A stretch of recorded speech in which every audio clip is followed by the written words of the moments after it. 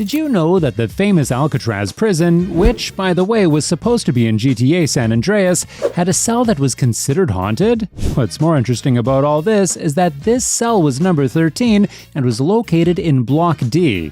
Why this is very interesting for us and how it is connected to GTA San Andreas, you will find out later in the episode.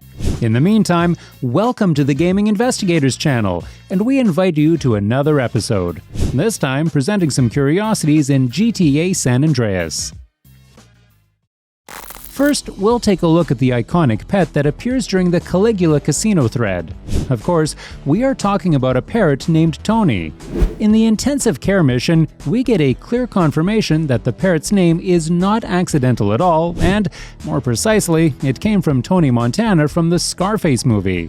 How do we know about it? Well, it could be enough proof that Rockstar is a big fan of this movie, which can be seen in GTA Vice City. But another thing is that the parrot says the exact quote that Tony Montana says in the movie. I never fucked anyone over in my life who didn't have it coming to them. I never fucked anybody over in my life who didn't have it coming. In addition, it is also quite interesting that even though the parrot speaks a few words, we still do not know the person who did the voiceover. Hey, the woman, you fat fuck. Rockstar loves to make fun of games that have tried to compete with their greatest creation. We had an example of this in GTA 3, where we met Tanner, a strangely animated undercover cop who referred to the main character of Driver, John Tanner. Our source in the police has informed us that one of our drivers is a strangely animated undercover cop. He's more or less useless out of his car, so we've tagged it with a tracer. Another example may be GTA Vice City, where, for example, during the Autoside mission, the developers did not shy away from mocking many other games that competed with Rockstar. For instance, during this mission, we are supposed to murder Marcus Hammond, Franco Carter, and Charlie Dilson, while in fact, these are the changed names of 3 characters appearing in The Getaway. In the meantime, moving on to GTA San Andreas, apart from the fact that we can meet the eloquent True Grime street cleaners on the platform in Los Santos, we also have quite interesting tombstones in San Fierro. Rockstar did not fail to mention its dominance and how much advantage the GTA series had at that time over its rivals. By the way, we can find quite an interesting logo that resembles the logo from the game Bully on those tombstones. Considering that GTA San Andreas came out in 2004 and Bully in 2006, this is another great curiosity that could have been a kind of announcement of this game. Surely you know a certain meal from Burger Shot perfectly well. It sounds quite intriguing, especially since it is something we buy to put in our mouths. Also, someone who invented the term itself had an extraordinary fantasy, and in turn, the person who accepted this name of the meal certainly was not guided by increasing sales in this restaurant. But going straight to the main idea, this meal is called Freedom Fries. The origins of this term came from Iraq when, during the ongoing war there, France opposed participation in the Second Gulf War. This caused considerable controversy in the political arena, and the then Speaker of the U.S. House of Representatives, Bob Ney, ordered such a change in the U.S. Congressional cafeteria. In the beginning, even some private restaurants supported the decision by changing the name on their menu. The phrase, however, quietly fell into disuse in 2006 when the Iraq War was met with public criticism. And now, let's move on, where this time, once again, we are dealing with a curiosity that you need to have quite a skilled eye to come up with. And, to be more specific, this interesting fact is connected to Eminem's first single called The Real Slim Shady. As you can see on the screen, in the game, we will find some vehicles which are strictly related to it. For instance, a Benson, which has a particular logo, Shady Industries. What's more, it can lead us to a factory in San Fierro, which is called Shady Industries. However, if you only have the PC version of the game, you won't be able to explore this curiosity. That's because on the PC version, you will find Solarin Industries instead. Shady Industries is available on the PlayStation 2 version. However, this is not the end of this curiosity. Well, we can also find one of the company's branches in Dillamore as well. Next up, we'll go straight to what we think is a brilliant curiosity, which we can find on the WCTR radio station. Namely, during one of the broadcasts, we can listen to a few conversations with two men, Kevin and Emmanuel accordingly. Kevin and Emmanuel are fictional characters who are hackers, and as it turns out, they were created based on hackers from the real world.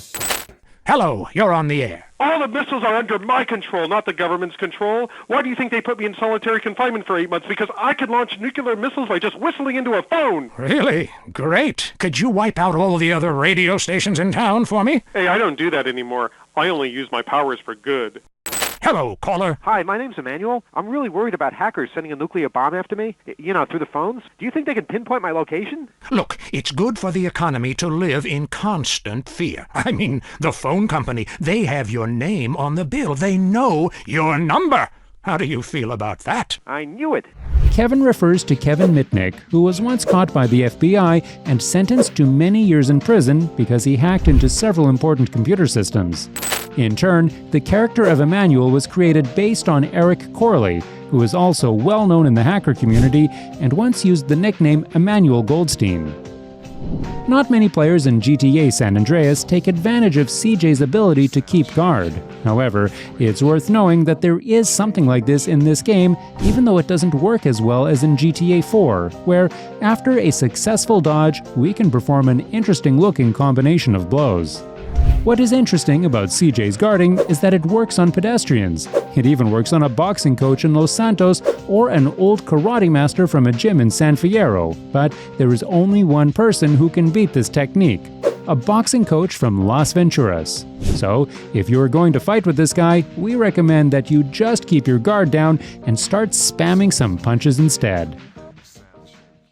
In the meantime, let's move on to the next and main curiosity of today's episode, which is more related to the beta content. First, we need to go to the little probe in bar. But don't worry, we'll talk about aliens another time. However, let's take a look at the map at the back of the bar. The map, as you probably know, shows us the state of San Andreas along with places where UFOs have allegedly landed in the past. But what is most interesting is that the map shows us what the state of San Andreas looked like in the beta version. We know this because we can see many changes on the map. Comparing this map with the map from the final version, we can see that some elements have been removed, while others have been moved to a different place. Anyway, we think one of the more interesting changes is an area near Gant Bridge that looks like a large piece of land. As if that wasn't enough, there is one more clue on which we will find this mysterious location. Namely, Badger Goodger in one of his videos mentions that, in the game files, you can find renders from the map, where we can see what races in GTA San Andreas were supposed to look like before. Coming to the point, for many years, players thought that the land depicted in the pictures could be the equivalent of the Alcatraz prison, which is located quite close to the city of San Francisco. It is true that in the final version we will not find this place, but we can use a modification that adds Alcatraz because it was simply created by fans of the series. Nevertheless, we want to emphasize that you shouldn't presume that this mod represents what Alcatraz looked like at the beta stage. This is purely a fan-made version. Going further, many people say that this is where Sweet was originally supposed to be while awaiting his trial after the Green Saber mission. And here, looking at the fact that Alcatraz served as a prison until 1963, this doesn't add up with the theory, because the action of the game takes place in 1992, when the Alcatraz prison has been a tourist attraction for 29 years already. But in all this, we also came across another theory suggesting that Alcatraz was still supposed to be a prison. Let's listen together to a particular statement by Mike Torino regarding where Sweet is held. Carl, I need you to do me a favor. Yeah, I'll do you a proper injury, man. What you knowing about my brother? Relax. He's in prison upstate. D-Wing, cell 13. To the left, I got a child killer who wants to rip his throat out. Exactly, Cell 13. The point here is not that 13 is associated with being the unlucky number, but the thing is that Rockstar chose this number because of their passion for conspiracy theories. That's because cell number 13 in Alcatraz prison was considered to be haunted in real life. And, what's more, this cell was located in Block D, which was also mentioned by Mike Torino, by the way. Furthermore, Torino's statement, he is in prison upstate, clearly tells us that the prison is located on the outskirts of the city or state. And since there are no other prisons outside of San Andreas, and there was supposed to be one near San Fierro, we can say with a pretty high degree of certainty that Mike was referring to Alcatraz prison. If the Alcatraz theory is true, we can presume that Sweet stayed there throughout the story until CJ completed enough tasks for Torino. Since we are dealing with two versions of the game, the final version and the beta one, depending on whether Alcatraz existed or not, Sweet was held in a different place. Of course, in the final version, we pick up Sweet from the police station in Los Santos, where he stays all the time during the game's storyline. But if Alcatraz existed, who knows if we wouldn't pick up Sweet from Alcatraz prison instead? For example, from one of the ports in San Fierro where he could be waiting for us. As you can see, a lot of the information we received from Mike coincides with the Alcatraz prison, and who knows if Sweet wouldn't end up in this prison if the developers decided to add this place. Be sure to watch the episodes that are currently displayed on the screen if you want to know more interesting facts that we can find in the Grand Theft Auto series. Thanks for being with us, take care, and until next time, bye!